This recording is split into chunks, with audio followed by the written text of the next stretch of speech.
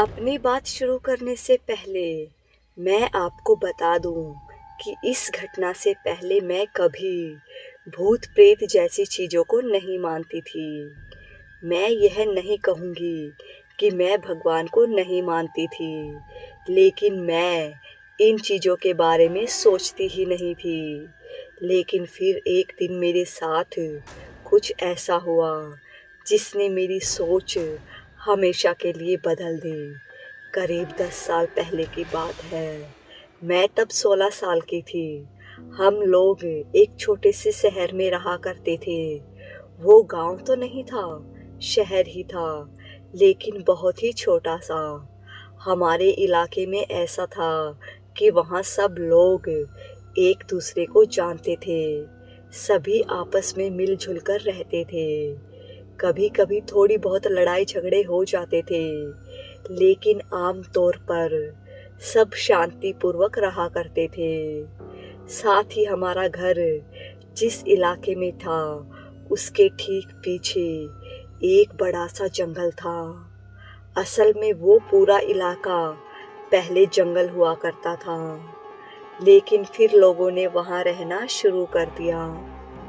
हमें भी वहाँ आए हुए 10-12 साल ही हुए थे। सब कुछ ठीक ठाक चल रहा था, लेकिन फिर ऐसा हुआ कि जिस लड़के से मैं प्यार करती थी उससे मेरा ब्रेकअप हो गया। ब्रेकअप के बाद मैं बहुत ज़्यादा परेशान थी, लगभग डिप्रेशन में ही चली गई थी। न तो मेरा किसी से बात करने का मन था, न ही कहीं जाने आने का। बस मन करता था कि हर वक्त अकेली ही बैठी रहूं। फिर एक दिन मैंने अपने घर में कहा कि मैं अपने दोस्त के यहाँ जा रही हूँ, और ये कहकर मैं उस जंगल में चली गई। पता नहीं मेरे सिर पर क्या भूत सवार था। मैं बस सबसे दूर और बहुत दूर चली जाना चाहती थी, जहाँ मैं किसी को भी न दिखूं, ना ही कोई मुझसे बात भी करे और ना ही मैं किसी से बात करूं। अगर आप लोगों में से कोई भी इस सिचुएशन से गुजरा हो तो आप समझ सकते हैं कि ऐसे में आपके दिमाग में कैसे कैसे ख्याल चलते हैं। ऐसा नहीं था कि मैं जंगल में पहली बार गई थी। मैं अपनी फ्रेंड्स के साथ कई बार घूमने वहाँ जाया करती थी, लेकिन उस दिन मैं बिल्कुल अकेली थी और मैं जंगल में बहुत अंदर तक चली जाना चाहती थी, जहाँ कोई भी ना हो, कोई मुझे न देखे। शाम का वक्त था, अंधेरा भी होने लगा था, लेकिन मेरे दिल में जरा सा भी डर नहीं था। मैंने सोचा था कि कुछ घंटे जंगल में बिताकर फिर घर वापस चली जाऊंगी, लेकिन मैं बस चलती गई। मेरे दिमाग में न जाने कितने ख्याल चल रहे थे। आखिर में मैं एक जगह पर जाकर रुक गई। वो जंगल का ऐसा इलाका था जहाँ मुझे नहीं लगता कि आज तक कोई आया भी होगा। वहाँ दूर दूर तक कोई इंसान नहीं था। मैं एक पेड़ के नीचे बैठ गई और अपनी ज़िंदगी के बारे में सोचने लगी कि मेरे साथ कितना बुरा हुआ, मैं कितनी अकेली हूँ, और भी न जाने क्या क्या। आज जब वो सब याद करती हूँ तो लगता है कि मैं कितनी बड़ी बेवकूफ़ थी, लेकिन असल में वो उम्र ही ऐसी होती है। आप इतने भावुक हो जाते हैं कि आपको लगता है बस यही आपकी ज़िंदगी है। मैं वहाँ बैठी ही थी कि मुझे एक बहुत ही अजीब सा एहसास हुआ। ऐसा लगने लगा जैसे मेरे अलावा वहाँ और कोई भी है, जैसे कोई मुझे देख रहा है। आपने ये बात शायद बहुत बार सुनी होगी कि लोगों को ऐसा महसूस होता है कि कोई उन्हें देख रहा है, लेकिन यह बिल्कुल सच है। ऐसा सच में होता है। मैंने झट से इधर उधर देखा, लेकिन वहाँ कोई नहीं था। ऊपर से अंधेरा भी लगभग हो चुका था।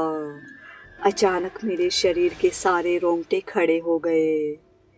मेरी सारी इंद्रियां जैसे अलर्ट हो गई हूँ। मैंने ध्यान से धीरे धीरे आसपास की आवाज़ों को सुनने की कोशिश की, और तभी मुझे वो आवाज़ सुनाई दी, एक अजीब सी आवाज़। एक बार को लगा शायद कोई गिलहरी होगी, लेकिन नहीं, वो आवाज़ भारी थी। मुझे लगा कहीं कोई बड़ा जंगली जानवर तो नहीं आ गया। लेकिन उस जंगल में मैंने कभी किसी बड़े जानवर के बारे में नहीं सुना था। फिर भी मैं समझ गई थी कि अब मुझे वहाँ से चले जाना चाहिए। मैं उठी और धीरे धीरे वहाँ से जाने लगी। मैं मन ही मन खुद को समझा रही थी कि डरने की कोई बात नहीं है, जरूर कोई छोटा मोटा जानवर होगा। हैरानी की बात ये थी कि उस वक्त मेरा सारा डिप्रेशन एकदम से गायब हो चुका था। उस वक्त मेरे दिमाग में बस एक ही ख्याल था, अपनी जान बचाने का, क्योंकि मैं जानती थी कि वहाँ कुछ है, कुछ खतरनाक। और तभी चलते चलते मुझे पीछे से किसी ने आवाज़ दी, ए! मैंने पीछे पलटकर देखा तो इस बार मुझे वो दिखाई दी। पेड़ों के बीच खड़ी थी, ऊपर से नीचे तक काले कपड़े पहने हुए। ऊपर से अंधेरा भी हो चुका था, इसीलिए मुझे बस उसकी आकृति ही दिख रही थी। उसके बाल लंबे थे, लेकिन सफ़ेद, जिससे पता चल रहा था कि वो कोई बूढ़ी औरत है। अब मैं आपको बिल्कुल सच बता रही हूँ। अब तक की मेरी 16 साल की ज़िंदगी का वो पहला पल था जब मैं इतना ज़्यादा डरी थी। यह उसका इलाका था और मैंने वहाँ आकर बहुत बड़ी गलती कर दी थी। फिर उसने एक हाथ उठाया और मुझे अपनी तरफ आने का इशारा करने लगी। मैं जानती थी कि अगर मैं उसके पास गई तो वो मुझे जिंदा नहीं छोड़ेगी, लेकिन अगर मैं नहीं गई तो कहीं वो गुस्सा ना हो जाए। मेरी नज़रें अभी भी उसके चेहरे को ढूंढने में लगी थी। मतलब वो खड़ी तो मेरे सामने ही थी, लेकिन पेड़ों के बीच उसके चेहरे की आकृति समझने में वक्त लग रहा था। और फिर मुझे उसका चेहरा दिखा, बूढ़ा और झुर्रियों से भरा चेहरा। उसका चेहरा देखते ही मैं एकदम से अपने उस पैरालिसिस जैसे डर से बाहर निकली और वहाँ से भागी पूरी ताकत से। लेकिन भागती हुई भी ऐसा लग रहा था जैसे वो मेरे पीछे पीछे आ रही है।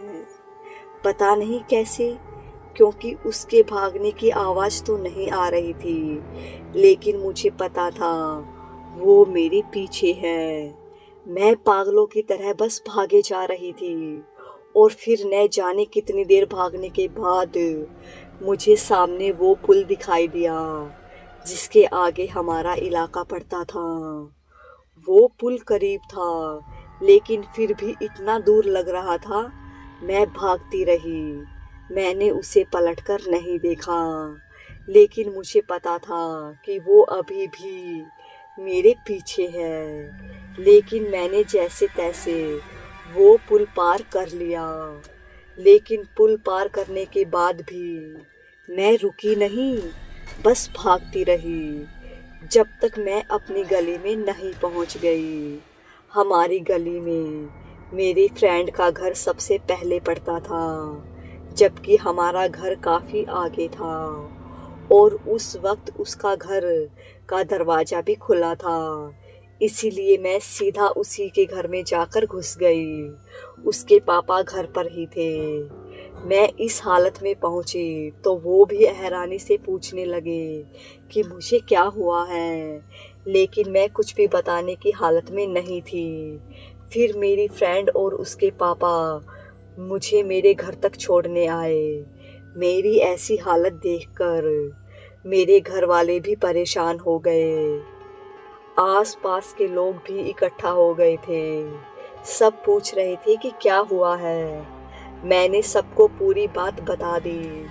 मेरी बात सुनकर कुछ लोग हैरान थे, लेकिन कुछ हंस भी रहे थे। मेरे घर वाले भी मेरी बात पर यकीन नहीं कर रहे थे।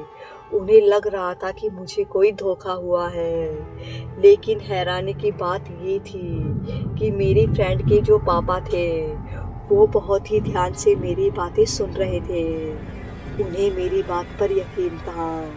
असल में वो लोग वहाँ सबसे पहले रहने वाले लोगों में से थे।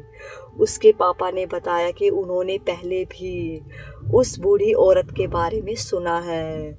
वो उस जंगल की डायन है, जो पता नहीं कब से उस जंगल में ही रह रही है। मेरे घर वालों ने मुझे पानी वानी पिलाकर शांत किया और पड़ोसी भी वहाँ से चले गए। पता नहीं वो बूढ़ी औरत कौन थी। अगर वो कोई जिंदा औरत थी तो वो इतनी तेजी से मेरे पीछे कैसे आ सकती थी, और वो जंगल में अकेली क्यों रहती थी। वो मेरी नज़रों का धोखा तो नहीं थी। लेकिन उस दिन के बाद मुझे ये समझ आ गया कि चाहे आप कितने ही डिप्रेशन में क्यों ना हो, कितने ही परेशान क्यों ना हो, किसी भी हालत में अपनी